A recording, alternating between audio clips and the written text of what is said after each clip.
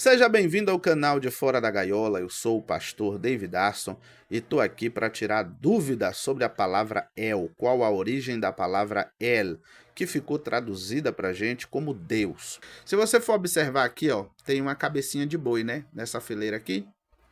Aí tem um nome em cima, Picto.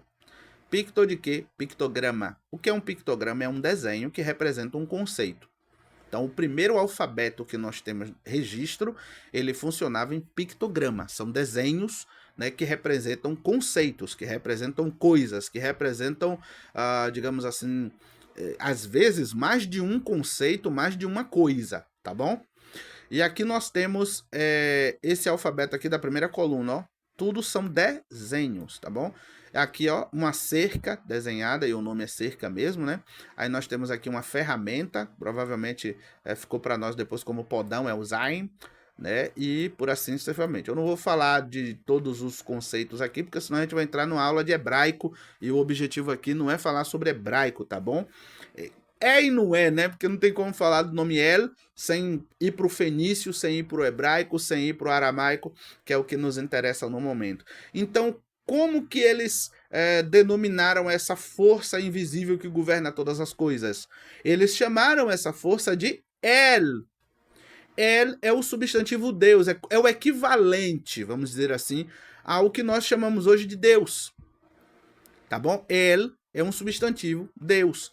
Tá bom? Como eu acabei de falar aqui, tem o Deus Tó, o Deus Ra e etc. Tá entendendo? Então a mesma coisa. El é um substantivo, não é um nome próprio. Tá bom? Calma que tem um ídolo em Canaã que deram o nome de El. Calma que você já vai entender isso aqui. Mas calma, inicialmente, que é o que nos interessa, né? De maneira mais primitiva, El significa... Aqui tem a cabecinha de boi, que é a letra Aleph, né, que a maneira mais antiga de se escrever um Aleph era a cabecinha de boi. Aí tem o proto-sinaítico, que é essa cabecinha de boi ainda aqui. E tem o paleo-hebraico, que é a maioria das escritas que a gente encontra atualmente do hebraico antigo, bem antigo, é esse aqui, é o paleo-hebraico, tá bom? Inclusive a pedra de mecha, né, ou pedra de mesa, que é a pedra moabita, vocês podem ver que é onde aparece o nome de Yahvé, né? Lá, o rei Moabita falando que o Deus dele lá venceu Yahvé, aparece o nome de Yahvé, né? O registro mais antigo do nome de Deus que a gente tem é nessa pedra Moabita, até o momento, tá bom? Até o momento, né? Esse registro, ele é escrito com esse alfabeto aqui, ó, tá bom? É escrito com esse alfabeto aqui, com o paleo-hebraico. Lembrando que a pedra de mecha, ela é escrita em aramaico, tá bom? E a gente já vai ver por que é aramaico. Se você observar, essa cabecinha de touro, ela com o passar do tempo virou um A deitado, né?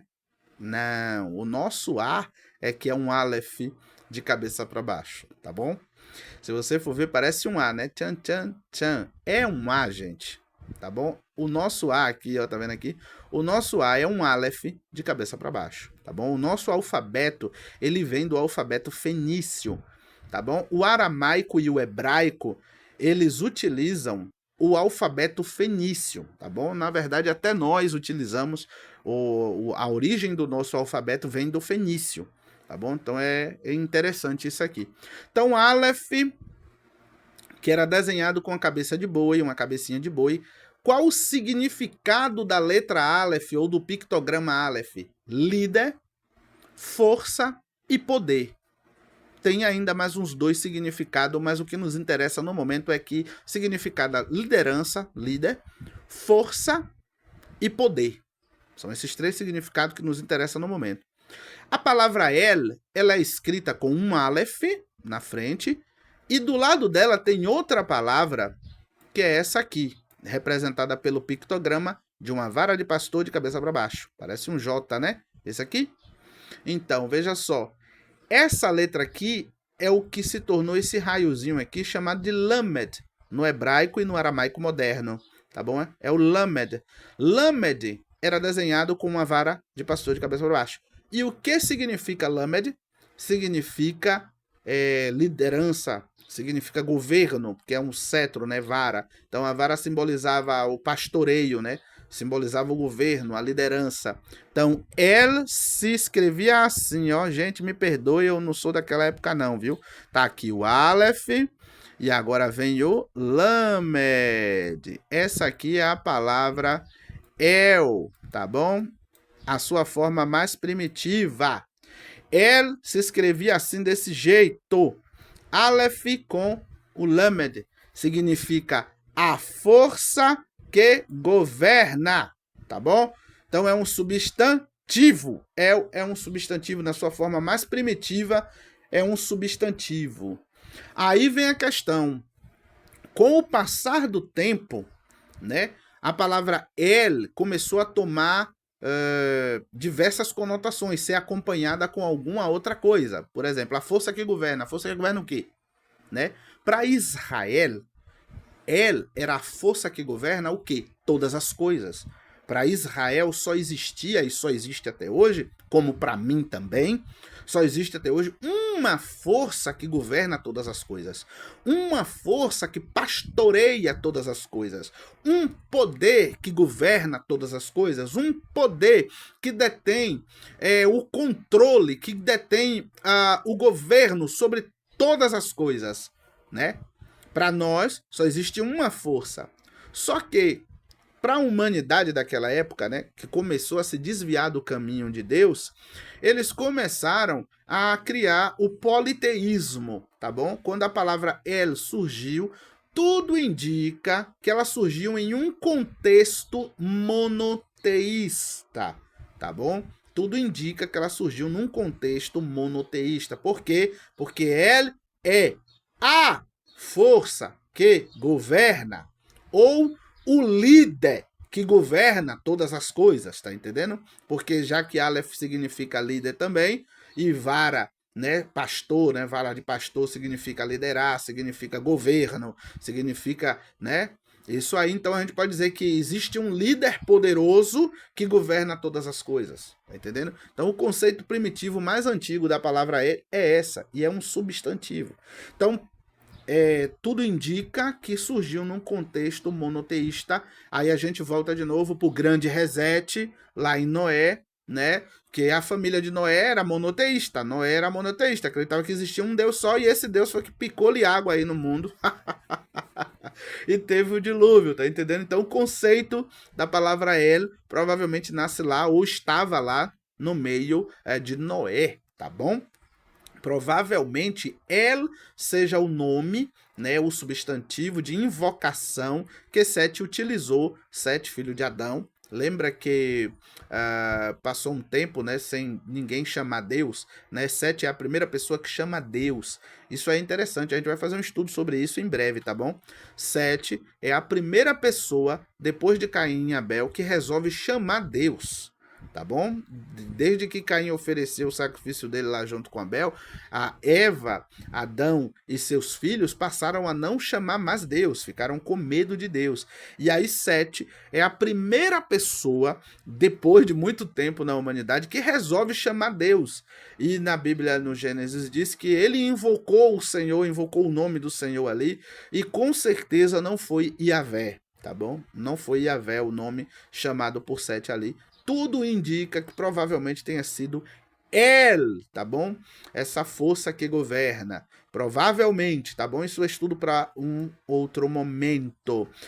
Qual a prova de que El é substantivo e não é o nome próprio do Deus cananeu? Vamos lá para a Bíblia? Bom, estamos aqui na Bíblia do Hebraico Pro, tá bom? É uma Bíblia online em hebraico, olha só que coisa boa. Desde já quero parabenizar a equipe responsável por essa Bíblia estar no ar, tá bom? Muito obrigado. Eu tenho aprendido muito estudando por aqui, né? Tenho tentado aperfeiçoar o meu hebraico aqui, né? E tô muito feliz por vocês. Se vocês estiverem assistindo, muito obrigado mesmo à equipe da Bíblia em Hebraico Online, né? Do Hebraico Pro. Eu indico de fato, gente. Essa Bíblia interlinear aqui é muito maravilhosa, é bênção de Deus, a gente aprende muito, tá bom?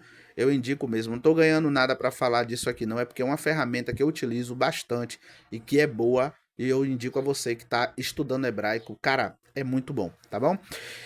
E ela não só é interlinear, como por exemplo interlinear, porque tem essa parte aqui traduzida em português, né, pra gente, e tem aqui embaixo não só a palavra no hebraico massorético, mas a transliteração embaixo. Por exemplo, aqui a palavra, né? Cará Bel, Cores, né? Que são essas três palavras aqui. Cará, Bel, Cores. Aí, para você que tá aprendendo hebraico, essa parte transliterada aqui embaixo, ó, que tem Cará, Bel, Cores, é ótimo, é maravilhoso pra gente que tá aprendendo hebraico, né? Ajuda a gente a melhorar nossa pronúncia, né? Desde já eu não sou um cara que pronuncia muito bom, não, gente. Tô aprendendo ainda.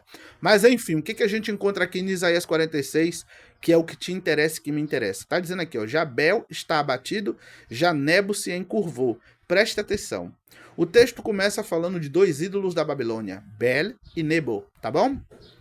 Vamos descer aqui para o versículo 6, que é o que nos interessa. Olha só. A tradução tá aqui. Gastam ouro da bolsa e pesam a prata nas balanças. Preste bastante atenção agora. Assalariam o ourives. Quem é o ourives, gente? O cara que faz o ídolo. O cara que fabricava o ídolo. E ele faz um Deus. Quem é esse Deus aqui que Yahvé está inspirando o seu profeta a falar? Que o rapaz lá derrete o ouro e tal, né? O ourives faz isso aí, né? Derrete o ouro para fazer um ídolo. E aí diz, e diante dele se prostra e se inclina.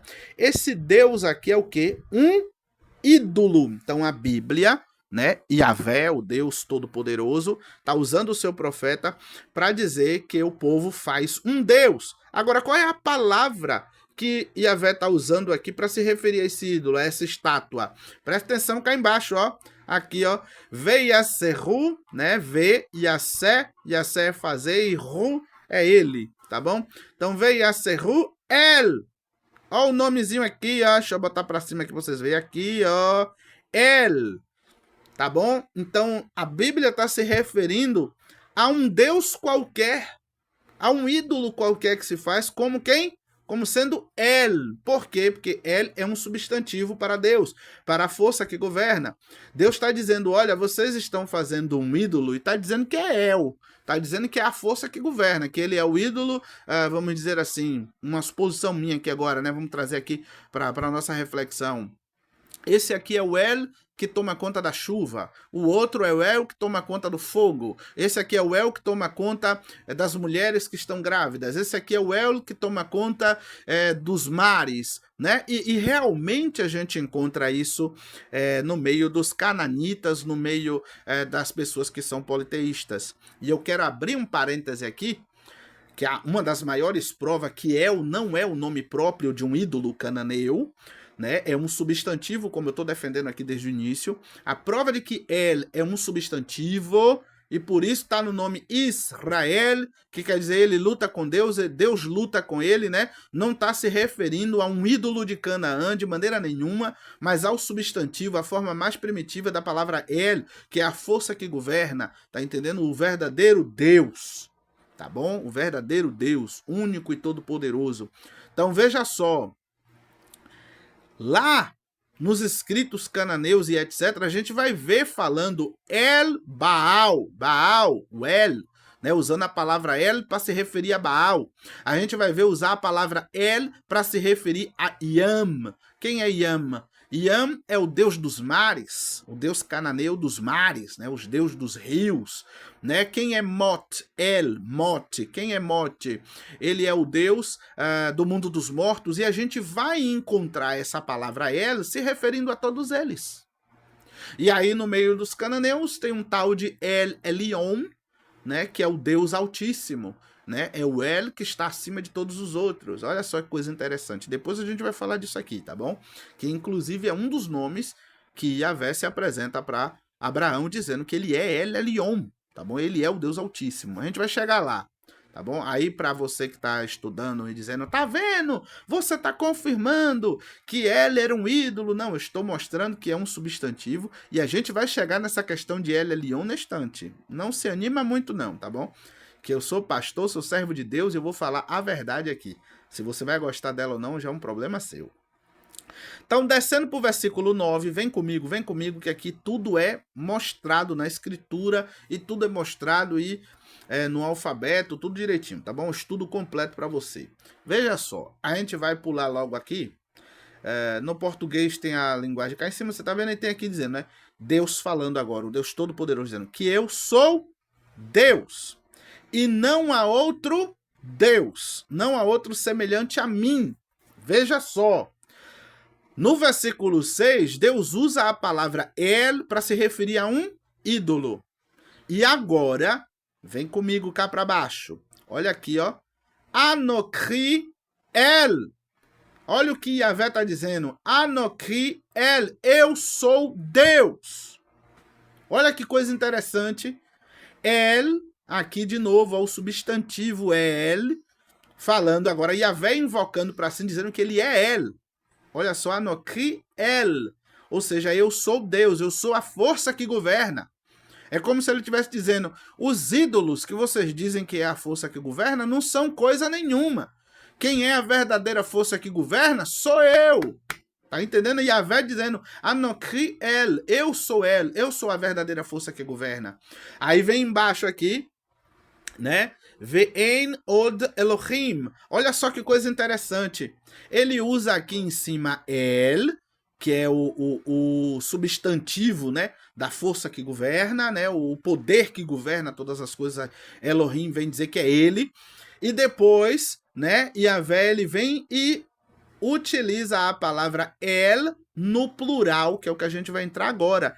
El no plural é Elohim, tá bom? Que muitas pessoas traduzem como se fosse deuses exclusivamente. E aqui tá outro erro, né, das pessoas que estão aí propagando mentira na internet, dizendo que a palavra Elohim é deuses somente, tá bom? E é uma mentira. E eu vou mostrar para você aqui que é uma mentira dentro até da tradução da própria Bíblia. Veja só, no tempo que os homens primitivos inventaram a palavra El, o substantivo El, para se referir ao Criador, naquele tempo não tinha uma palavra específica para colocar esse Deus, né, como se ele fosse superior, altíssimo. Tá entendendo? A maneira que se tinha na escrita naquela época de dizer que esse El era soberano, era super, né, era maior do que todas as coisas, era colocar o nome no plural. Tá bom? Então, Elohim é um qualitativo de El, é um plural qualitativo de El. Ou seja, não significa necessariamente quantidade, não é um quantitativo exclusivamente. É uma palavra que inicialmente foi inventada para exaltar a força que governa. Então, Elohim, quando a gente vê Elohim, é uma exaltação do El. É como se dissesse assim, é o super El, é a super força, é o maior de todos, você entende? É como se dissesse, é o maior de todos, é o maioral. É isso que significa Elohim. Tá entendendo? Ele é o maioral, é o maior de todos. É um plural não de quantidade, apesar de que depois foi usado como quantidade também, né? Elohim, como se fosse vários deuses. Então nós encontramos sim a palavra Elohim como deuses, mas originalmente, inicialmente, primordialmente, ela foi criada para exaltar a força que governa. Pastor, qual é a prova que você tem de que inicialmente a palavra Elohim ela tinha essa função exclusiva de qualidade? Veja só, vamos aqui no mapa rapidinho, vem comigo pro mapa aqui, ó.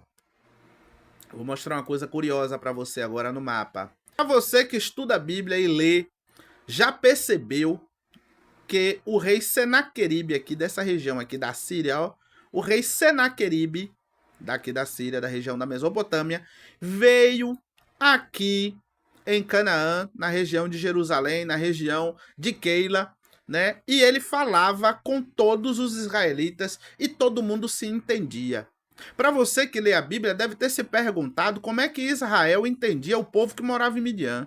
Para você que lê a Bíblia, deve se perguntar como é que vem um rei da Síria, como é que vem um rei da Fenícia, como é que vem um povo daqui de baixo de Babel, de Babilônia, e chega aqui nessa região falando e todo mundo se entende. Não é isso, não?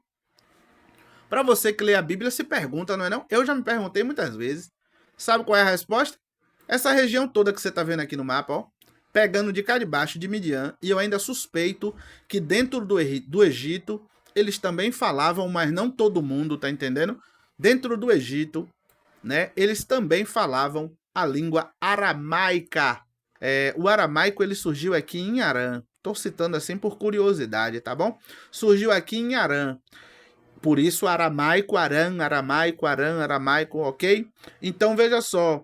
O rei da Babilônia, a galera daqui de Ur, desse povo todo aqui, ó, subindo e vindo cá para baixo, todo mundo aqui que está visível nesse mapa, essa região aqui, ó, onde o mouse está passando, todo mundo aqui falava aramaico. Por isso eles podiam se entender. Se eles falavam aramaico, isso significa o quê? Nós vamos voltar aqui para o alfabeto aqui. Se eles falavam aramaico, eles usavam este alfabeto, ok?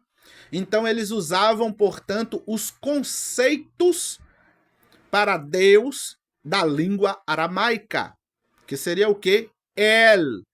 E nós temos registro histórico, deixa eu ver se eu boto aqui no mapa de novo. Nós temos registro histórico que aqui nessa região, ó, as pessoas se referiam a Deus, a força que governa, pelo nome de El. E cá para cima, se não me falha a memória, as pessoas não chamavam El, a pronúncia mudava um pouco. Se escrevia da mesma maneira, mas a pronúncia mudava um pouco. Era Il, tá bom? El, cá embaixo, e cá para o norte, se não me falha a memória, já era pronunciado Il. E cá embaixo, na região de Babel, na região da Acádia, na região de Suzã, esse povo daqui de Nínive, já descendo mais aqui para a Mesopotâmia, a pronúncia variava um pouco de El, Il para Elá. Elá, tá bom? Elá ou Ilá. Era essas formas que eram encontrado entre as tribos e os povos daqui, dessa região. Isso dentro do aramaico, tá bom? É pronúncia dentro do aramaico. Variava de El, Il, Ilá e Elá. Inclusive, a Babilônia, que é essa região da Babilônia, ela é a região da... Como é o nome, meu Deus? Do Iraque, atualmente. E a gente sabe que essa região aqui, ó, da Acádia, esse povo todo aqui, hoje em dia, né, inclusive na Turquia, essa região toda aqui, ela é dominada pelos muçulmanos, não é isso? Você já reparou como é que os muçulmanos se referem a Deus, ao Deus único, criador dos céus e da terra? Como é que eles usam? Que palavra eles usam? Alá. Alá é uma variação de Elá, que é uma variação de El. Olha só que coisa interessante. Alá é uma variação de Elá, né? Uma variação linguística. A língua muda com o passar do tempo. Vamos voltar aqui para o alfabeto para você ter uma noção de quanto a pronúncia muda. Veja só.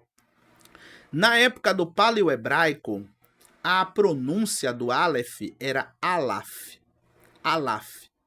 E depois, lá no século IX, na época do hebraico massorético, né? Alaf passou a se tornar Aleph. Bit passou a se tornar Beit. Gamal passou a se tornar Gimel. Ok? Dalat passou a se tornar Dalet. Ra passou a se tornar Re.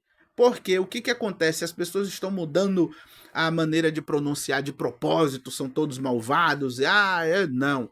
A língua, ela passa por mudança. A fonética, ela vai passando por mudança ao longo dos anos. Não só a escrita passa por mudança, mas a fonética também, tá bom? Então, você precisa ter isso aqui em mente para entender que Alá, Elá, Il, El, é tudo a mesma palavra, tá bom? É tudo a mesma palavra, só que dita de forma diferente, com sotaque diferente. Vamos falar assim?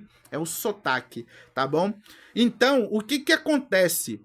O que tem a ver a questão dessa região toda aqui, usar o aramaico? O que isso tem a ver com o Elohim que nós estamos falando aqui? Tem a ver que ninguém nunca questionou Israel de chamar o seu Deus único de Elohim. Ora, se Elohim é somente, exclusivamente deuses, tá bom? Se é deuses, é só isso, plural de El, porque ninguém nunca perguntou a Israel, vocês são malucos, vocês estão chamando seu Deus de deuses. Não há esse questionamento. Por quê? Porque todos entendiam a raiz, né, a origem primitiva da palavra El, e a única possibilidade que tinha de se exaltar esse El era colocando ele no plural, que ficaria Elohim.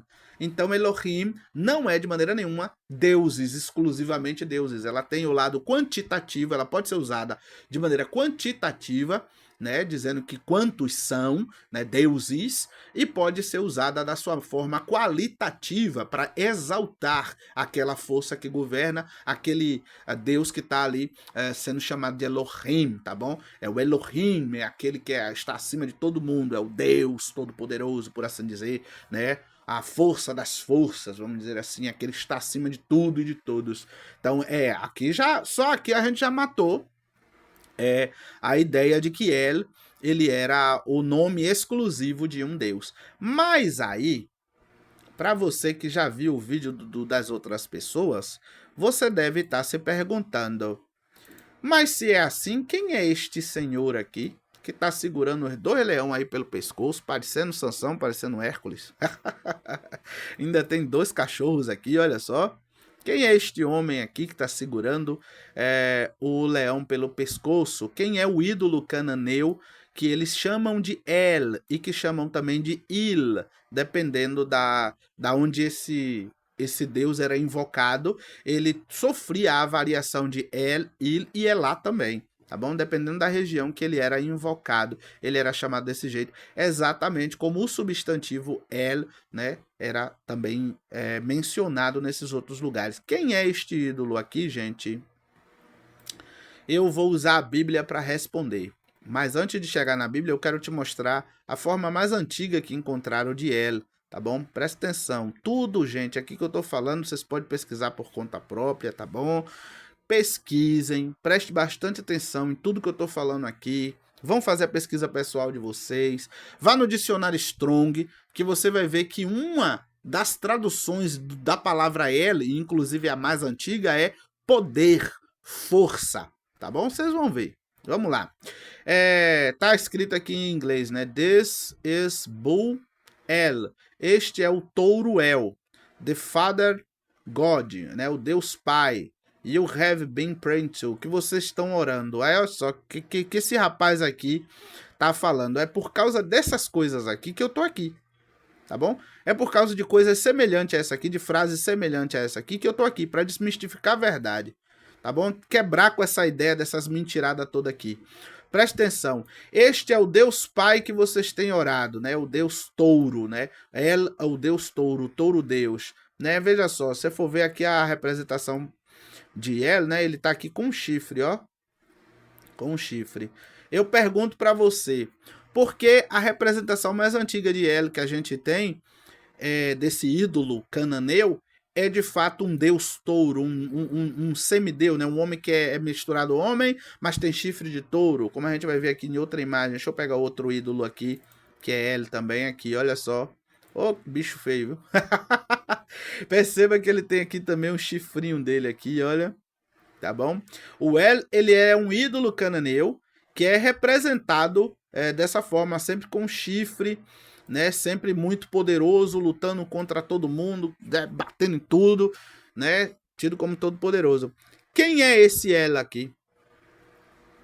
Se você chegasse em Canaã, nessa época aqui em que esses ídolos estavam sendo erguidos, e você falasse El, eu sirvo a El, e não falasse, digamos assim, El Yam, El Mot, El Moloch, se você não falasse a que El você estava servindo, a que você era devoto, todos iam imaginar, subentender que você era servo deste El aqui, deste ídolo aqui.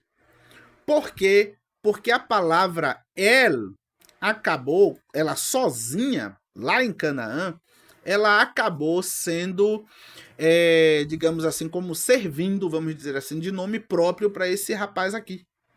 Assim como hoje você chega no Brasil, se você falar, eu sou servo de Deus, né? Todo mundo subentende que você é um crente, que você é um cristão, que você é, no mínimo, um judeu, que você acredita no Deus judaico-cristão. Mas a palavra Deus é apenas um substantivo. Mas quando você fala, eu sou servo de Deus, todo mundo subentende que você é servo do Deus Todo-Poderoso. A mesma coisa aconteceu nessa época aqui, né? Quando Canaã resolveu dar rosto a Deus. É isso mesmo que você está ouvindo. O El Cananita, né, o cananeu, esse ídolo aqui, é uma tentativa dos cananeus de dar rosto ao Deus Todo-Poderoso. Toda idolatria é uma deturpação do Criador. Tá bom? Não é que isso aqui é outro Deus, é um Deus diferente. Não, isso aqui é uma tentativa humana de dar rosto à força que governa. É uma tentativa humana de dar rosto ao Deus Todo-Poderoso. Dave, você tá blefando, isso aí não existe. Ah, não? Vem comigo para a Bíblia que você vai ver se é ou não é. Vem comigo para a Bíblia que você vai ver se é ou não é. Presta atenção, abra em Levítico, capítulo 18, vem comigo. A gente vai fazer uma análise aqui e depois a gente vai para o Novo Testamento e a gente vai encerrar o papo sobre isso aqui, tá bom? A gente pode estudar outras coisas, mas isso aqui o papo já é encerrado. Presta atenção, a gente vai aqui no capítulo 18 e a gente vai cá para o versículo 27, se não me falha a memória. Exatamente, 27 aqui. Levítico, né? 18, a gente vai ler do 26 ao 27. Aliás, vamos ler do 25? Vai ficar bem legal isso aqui. É até, digamos assim, um esclarecimento do porquê que Deus expulsou os cananitas de lá, daquela terra, tá bom? Vocês vão entender agora. Deixa eu ver se o 24 aqui. Vamos começar do 24, olha lá. Levítico 18, 24 diz o seguinte: com nenhuma destas coisas vos contamineis, porque em todas estas coisas se contaminaram as gentes que eu lanço fora de diante da vossa face. Olha só, Deus deu os 10 mandamentos a Israel e deu mais uma série de mandamentos que, se você for ler o capítulo 18, você vai ver falando sobre vários temas polêmicos aqui. Você pegar os mandamentos de Deus, você vai ver Deus falando sobre um monte de coisa, né? O fato de homem não poder se deitar com o animal, o homem não se deitar com outro homem como se fosse mulher, você vai ver não fazer ídolo, você vai ver não passar o filho pelo fogo em homenagem a um ídolo. E o que me assusta, né, quando eu li esse texto, é que Deus fala aqui no capítulo 18, versículo 24, com nenhuma dessas coisas, quais coisas? Todas essas que Deus vem falando, os mandamentos dele, tudo.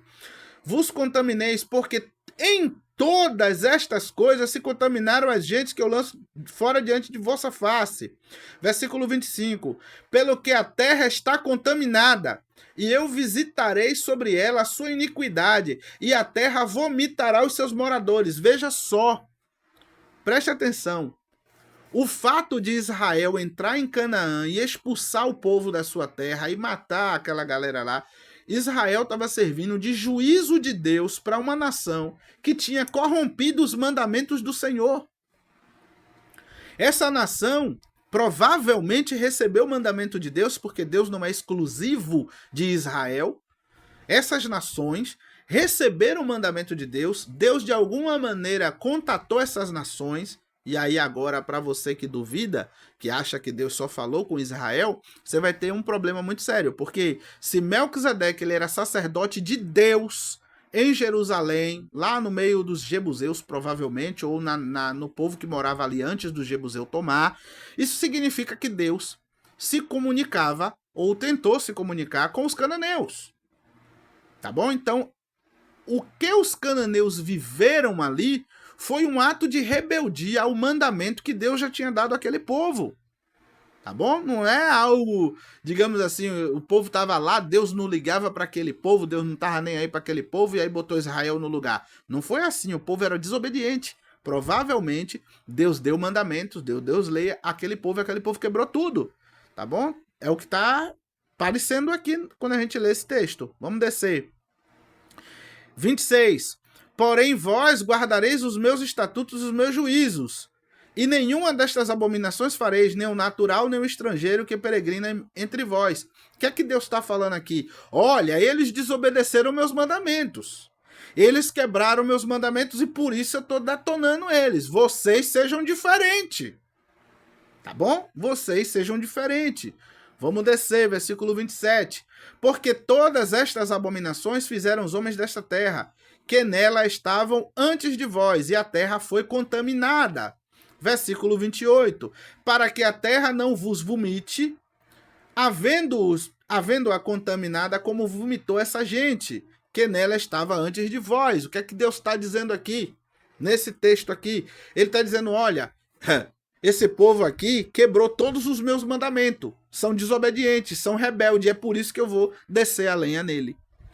Se esse povo quebrou todos os mandamentos de Deus, qual é o segundo mandamento que ele deu a Moisés? Não faça imagem de coisa alguma que está no céu, na terra ou debaixo da terra. Não faça imagem minha. Não tente me dar rosto. Quem é o El, o ídolo?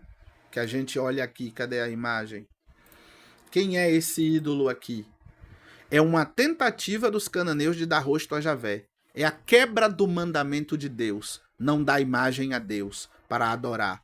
Então, digamos assim, de maneira primitiva, esse El aqui seria uma imagem do Criador que os cananeus deu. Seria os cananeus tentando dar rosto ao Criador, tá bom? Que Deus olhou dos céus e disse a idolatria. Por quê? Olha só, quando os cananeus deu imagem a Deus, que é o nosso El, o nosso Todo-Poderoso, quando deu imagem a ele, o que que acontece? Bom, Deus, ele é parecido com a gente, né? Então, se eu tenho mulher, Deus também tem. Se eu tenho mulher, Deus também tem. Então, se Deus tem mulher, acontece a mesma coisa que eu faço com minha mulher. Eu tenho um filho, então Deus também tem filho. Então, se Deus tem uma esposa e tem filho, quem é filho de Deus é o quê? Deus. Então, se eu adoro o Deus e a esposa deste Deus, eu tenho que adorar também seus filhos. E aí começa, meu irmão, um processo de idolatria tenebroso, onde a gente que eu falo a humanidade, começou da esposa a Deus, da filho a Deus, começou a adorar os filhos de Deus, Deus e aquela coisa toda, e depois começou a colocar até figuras animalescas como sendo deuses. E aí começa o problema do politeísmo, da idolatria. Ah, David, essa é uma interpretação sua. Aí eu sinto muito dizer para você, mas não, essa é uma interpretação de Paulo também. Romanos capítulo 1, versículo 18. Vem comigo que a gente já está encerrando o nosso estudo. Eu disse, é um estudo. Olha só. Romanos 1,18 diz o quê? Porque do céu se manifesta a ira de Deus. Isso significa o quê? Deus não está nada feliz com o que estão fazendo. Esse é o primeiro ponto. Deus está muito chateado. Deus não gosta. É pecado grave tentar dar rosto a Deus. A gente vai chegar no bezerro de ouro, viu bem? Calma. Porque do céu se manifesta a ira de Deus sobre toda a impiedade e injustiça dos homens, que detêm a verdade e a injustiça. Olha só. Deus está irado porque o povo não está sendo justo com ele. O povo está deturpando a verdade. Que verdade? Que verdade o povo tem deturpado? A humanidade tem deturpado desde o passado. O que é que a humanidade tem deturpado? Vamos ver aqui. Vem comigo, não corre não, fica aí. Porquanto o que de Deus se pode conhecer, nele se manifesta, porque Deus lhe manifestou. O que é que eu estou afirmando? Que Deus se comunicou com toda a humanidade. E que a humanidade pegou essa comunicação de Deus e deturpou. A humanidade deturpou o conhecimento de Deus. Deus se revelou a todo mundo. E é por isso que todo mundo é culpado. Porque Deus se revelou. Só que o que a gente fez enquanto seres humanos? Ah, Deus, olha, Deus é maravilhoso. Ah, ele tem uma esposa, ele tem filho. Aí você fala, é um absurdo, ah, é? E o mormonismo não diz que Deus tem esposa e filho no céu? Ainda diz que Satanás é irmão de Jesus? Não é uma forma de cristianismo deturpado? E o que estão fazendo com Maria? Os católicos dizem que tem um trono no céu para Maria, não é isso não? Quantos apóstolos têm representação aí de estátua dos apóstolos, de João Batista, de anjo, e os cristãos estão se curvando diante dessas estátuas e adorando, não estão não? Então nós temos atualmente registro visível de deturpação da verdade de Deus dentro do próprio cristianismo. Deram um trono a Maria e estão chamando ela de rainha do céu. Então, pelo amor de Deus, é natural do ser humano deturpar a verdade de Deus. E os povos antigos não foi diferente. Recebeu a graça de ter uma revelação do Criador, mas deturpou com idolatria. E é o que Paulo está falando aqui, que Deus se manifestou para essas pessoas. O que é que elas fizeram? Versículo 20. Não corra não, rapaz. Porque as suas coisas invisíveis, desde a criação do mundo, tanto a sua eterna potência como sua divindade, se entendem e claramente se veem pelas coisas que estão criadas, para que eles fiquem indesculpáveis. Versículo 21. Porquanto, preste atenção agora, é mais claro do que isso, eu sinto muito, gente, impossível, tá? Tendo conhecido a Deus, não o glorificaram como Deus, nem lhe deram graças. Antes, em seus discursos se desvaneceram, e o seu coração nécio se entenebreceu. O que é que eles fizeram? Conhecendo Deus, eles não ficaram com o conhecimento de Deus. Eles deturparam. Como? Versículo 22. Publicando-se por sábios, ou dizendo-se sábios, tornaram-se loucos. Versículo 23. Mudaram a glória do Deus incorruptível em semelhança de imagem de homem. Deixa eu botar a imagem aqui para você ver. Pelo amor de Deus. Cadê, rapaz? Bardiel. Aqui, ó. Mudaram a imagem do Deus invisível em imagem de homem. Tornaram Deus humano, olha só.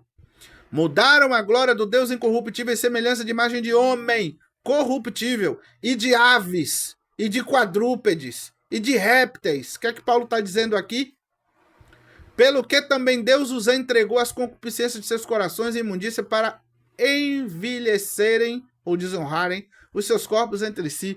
Rapaz, o que é que Paulo está dizendo aqui? Que o ser humano pegou Deus e transformou em uma imagem humana. Aqui, ó, imagem de homem, imagem de réptil, não é isso aqui não? O que é que Paulo está dizendo? Que nós pegamos a revelação de Deus e transformamos em idolatria. Então esse Deus aqui, ó, é um ídolo, mas ele é a tentativa humana de representar o Criador, tá bom? Isso aqui é pecado, ó, isso aqui é pecado. Só que esta representação aqui é uma tentativa dos homens de tentar chamar o nosso Deus Todo-Poderoso disso aqui, tá bom? Ou seja, esse ídolo aqui, de fato, é o nosso El, é o nosso Deus, né? Transformado em ídolo. No caso, nenhum de nós pode chegar diante dessa imagem e adorar, nem nada. Por quê? Porque esta imagem aqui não representa de fato o nosso Criador. E o que os homens fizeram quando começou a idolatrar? Começou a transformar Deus em tudo quanto é coisa, né? Como eu já falei aqui, deram família a Deus, deram esposa a Deus, enfim. Segundo o apóstolo Paulo, toda idolatria ela é uma corrupção do Deus verdadeiro. Toda idolatria é uma corrupção do Deus verdadeiro, tá bom? Essa é a verdade e é por isso que a gente vai encontrar o costume lá em Canaã de quando se referia a El, a força que governa, né? Ou a Elohim, né? A força soberana que governa todas as coisas. E você não desse um outro nome ao lado disso, eles imaginavam logo esse ídolo que eles criaram, que é a força que governa. Você entendeu? Eles deram rosto à força que governa. E é pecado fazer isso, tá bom? Então lá, se você falasse eu sirvo a El e não falasse qual El é, né?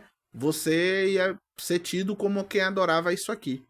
Por isso que na época de Moisés, que é a época em que esse Deus estava em alta lá em Canaã, Moisés chega para Deus, né, e fala, ó Deus e tal, quem é que eu vou dizer que me mandou lá, né, e tal, que ela aqui é um ídolo, né, e tem o Senhor que é o nosso El Shaddai, o Todo-Poderoso que a gente adora, o Deus de Abraão, de Isaac, de Jacó, mas o povo lá do Egito vai procurar saber de um nome, quem é o Senhor, vou chegar lá falando só que é El, o Senhor vai ser confundido, né, eu imagino aqui, né, parafraseando Moisés, aí Deus vai falar, diga que eu sou Yahvé, velho, eu sou El Yahvé. E você vai ver esse termo El Yahvé, né? El Yahvé, El Javé. Você vai ver isso ao longo da escritura. Que é para dizer o quê? Que esse El, que essa força que governa é Yahvé. Então é por isso que o nome Yahvé não era conhecido, né? Na época de Abraão, de Isaac e de Jacó. Por que, que não era conhecido na época de Noé esse nome Yahvé? Não era conhecido. Por quê? Porque não tinha necessidade. El era a força que governa. Elohim é a força das forças que governa. Então todo mundo entendia que estava se falando do Criador.